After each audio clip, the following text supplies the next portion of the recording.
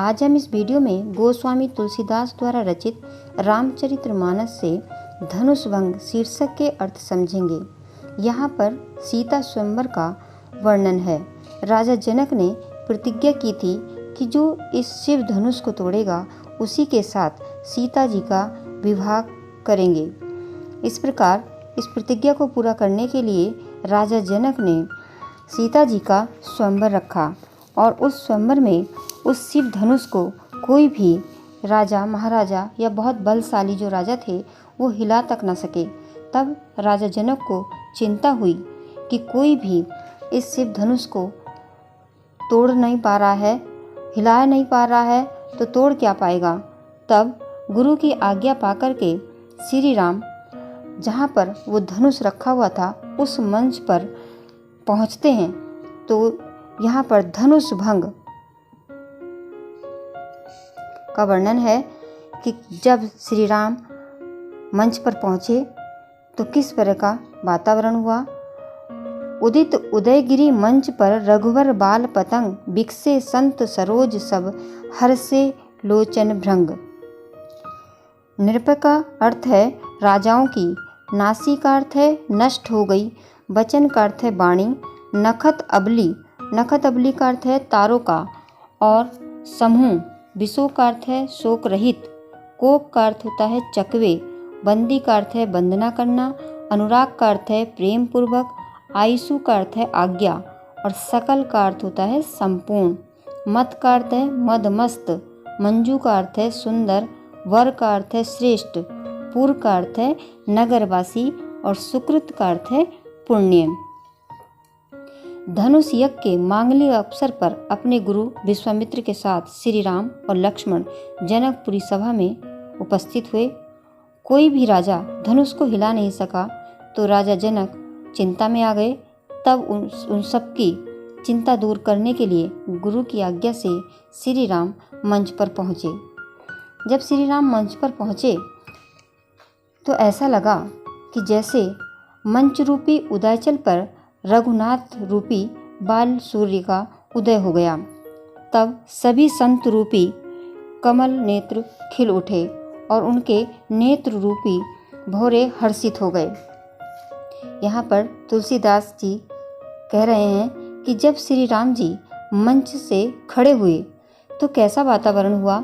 उस समय उनकी शोभा ऐसी थी जैसे प्रातःकाल का बालक सूर्य उदय के पश्चात उदयाचल पर विराजमान हो गया। जिस प्रकार सूर्य के उदय होने पर सरोवरों में कमल खिल उठते हैं, उसी प्रकार उस स्वयंवर सभा में स्थित संत रूपी कमल खिल उठे। अभी तक धनुष भंग नहीं हो पाने के कारण उनके मुख पर जो उदासी छाई हुई थी वह दूर हो गई और उनके मुख प्रसन्नता से खिल उठ गए। सरोवरों में कमल के खिल जाने पर जिस प्रकार कमल कोसों में बंद भौरे प्रसन्नता से आनंदित हो उठते हैं, उसी प्रकार संतों के नेत्र रूपी भौरे हर्ष से चंचल हो उठे और उनमें आनंद की चमक भर उठी। निरपय केरी आशा निसिनासी, बचन नखत अबलीन प्रकाशी, मानी महप कुमुद सकुचाने, कपटी भूप उलुक लुकाने। तुलसीदास जी कहते हैं कि जब श्री राम जी धनुष तोड़ने के लिए मंच पर चढ़े तो राजाओं की आशा रूपी रात्रि नष्ट हो गई। उनके वचन रूपी तारों के समूह का चमकना बंद हो गया। वे मौन हो गए। अभिमानी राजा रूपी जो कुमुद थे वो संकुचित हो गए और कपटी राजा रूपी उल्लू छिप गए। मुनि और देवता रूपी चकवे शोक रहित हो गए। भय विशोक कोक मुनि देवा, बरसहि सुमन जानवी सेवा, गुरुपद बंदी सहित अनुरागा, राम मुनि है सन आयुषी मांगा।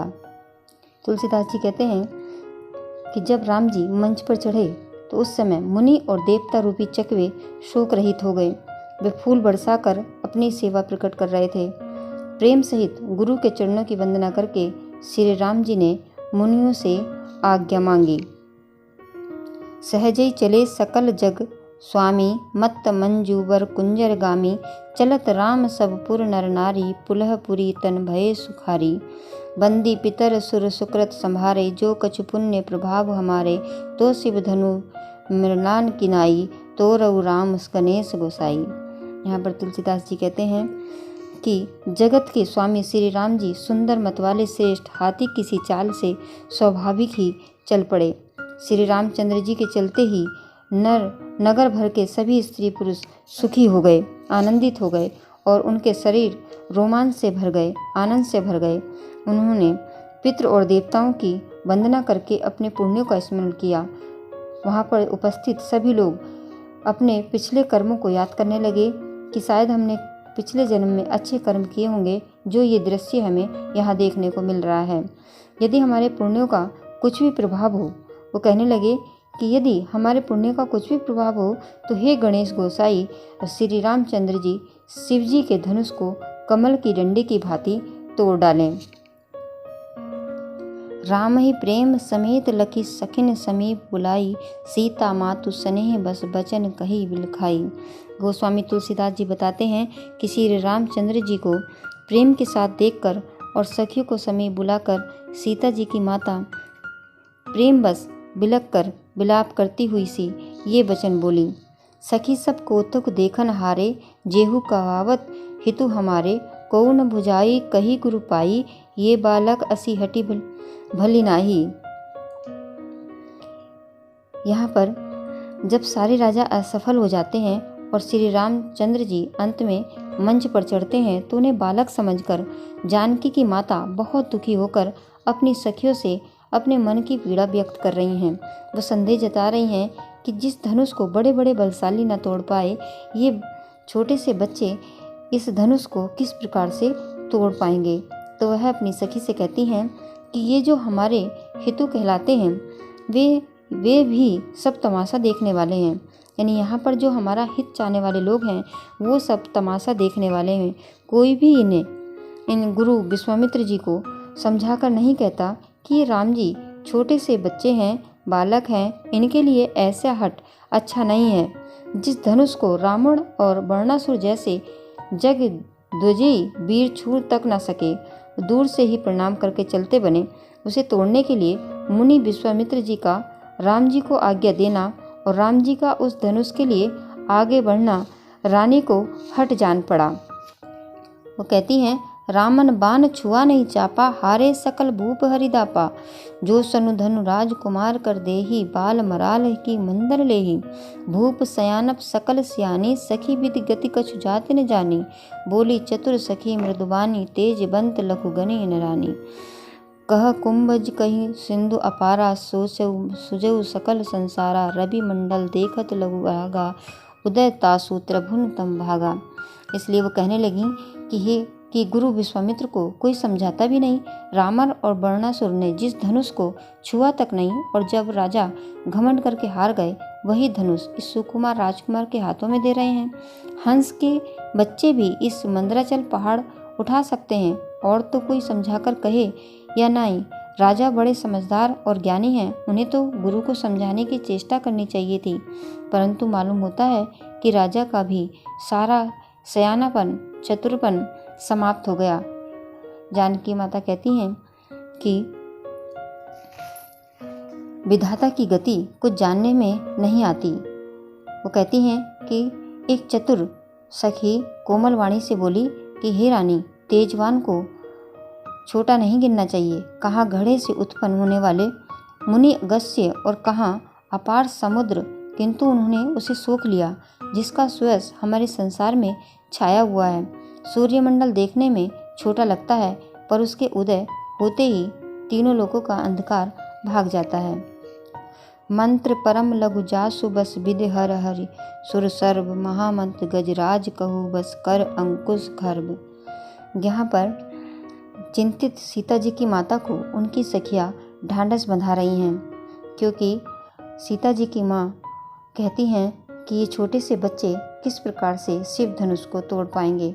तब उनकी सखियाँ कहती हैं कि जिसके बस में ब्रह्मा विष्णु शिव और सभी देवता हैं, वह मंत्र अत्यंत छोटा होता है। महान मत वाले गजराज को छोटा सा अंकुश बस में कर लेता है। कामदेव ने फूलों का ही धनुष बाण लेकर समस्त लोगों को अपने बस में कर रखा है। हे देवी, ऐसा जानकर संदेह त्याग दीजिए। हे रानी सुनिए, रामचंद्र जी धनुष को अवश्य ही तोड़ेंगे। काम कुसुन धनुषायक लीने, सकल भुवन अपने बस कीने, तेहि तजे संकट अस आने, भजब धनुष राम सुन रानी, सखी वचन सुनी में प्रतीति, मिटा विषादु बड़े अति प्रीति, तब राम बिलो की बेदहि सभा हृदय बन बिति जेहि तेहि, मन ही मन मनाव अकुलानी, हो प्रसन्न महेश भवानी, करऊ सफल आपनी सेवकाई, कर हितु हरऊ चाप गरुआई, गणनायक वरदायक देवा, आज लगे किन्हीं तुहि सेवा, बार बार विनती सुन मेरी, करऊ चाप गुरुता अति थोरी। यहाँ पर तुलसीदास जी कहते हैं कि सखियाँ समझा रही हैं कि हे सीता जी की माता, आप चिंता न कीजिए, ये छोटे से बच्चे जरूर हैं, बालक दिख रहे हैं, लेकिन ये धनुष को अवश्य तोड़ देंगे। उदाहरण देकर कहती हैं कि जिसके बस में ब्रह्मा, विष्णु, शिव और सभी देवता हैं, वह मंत्र बहुत छोटा सा लगता है, लेकिन मतवाले गजराज को छोटा सा अंकुश बस में कर लेता है। वो उदाहरण देती हैं कि एक इतने बड़े हाथी को एक छोटा सा अंकुश, एक छोटी सी कील से हाथी बस में आ जाता है। और कामदेव ने तो देखो फूलों का ही धनुष बाण ले रखा है, लेकिन समस्त लोगों को अपने वश में करने की शक्ति रखते हैं। आगे कहती हैं कि हे देवी, ऐसा जानकर अपना जो शक है, जो संदेह है, वो त्याग दीजिए। हे रानी सुनिए, रामचंद्र जी धनुष को अवश्य ही तोड़ेंगे। सखी के वचन सुनकर रानी को थोड़ा विश्वास हो गया, उनकी उदासी मिट गई और श्री राम जी के प्रति उनका प्रेम अत्यंत बढ़ गया। उस समय श्री राम जी को देखकर सीता जी भयभीत हृदय से जिस देवता से विनती करने लगीं। यहाँ पर बताया है कि सीता जी को भी हृदय में भय उत्पन्न हो रहा है और वो भी देवताओं से प्रार्थना कर रही हैं कि राम जी ही इस धनुष को तोड़ दें। वे व्याकुल होकर मन ही मन मना रही हैं कि हे महेश भवानी, मुझ पर प्रसन्न होइए, मैंने आपकी जो सेवा की है उसे सुफल कीजिए और मुझ पर स्नेह करके धनुष के भारीपन को हर लीजिए। यहाँ पर सीता जी भगवान से प्रार्थना करती हैं कि आप ऐसा करें कि इसका धनुष का जो भारीपन है उसको हल्का कर दीजिए। हे गणों के नायक, वर देने वाले गणेश जी, मैंने आज ही के लिए तुम्हारी सेवा की थी, बार बार मेरी विनती सुनकर धनुष का भारीपन बहुत ही कम कर दीजिए। यहाँ पर सीता जी की माता का राम के प्रति प्रेम का बढ़ना और सीता का महेश भवानी से राम की सफलता हेतु मन की विनती करना साहित्यिक दृष्टि से उच्च कोटि का वर्णन है। भाषा अवधि है, शैली प्रबंधात्मक है, छंद दोहा, चौपाई और रस शांत है, गुण प्रसाद, अलंकार रूपक है। आज हमने इस वीडियो में धनुष भंग के 3 काव्यांश पढ़े। अगले काव्यांश हम अगली वीडियो भाग 2 में पढ़ेंगे। आशा है आप सबको इसके अर्थ समझ में आए होंगे। धन्यवाद।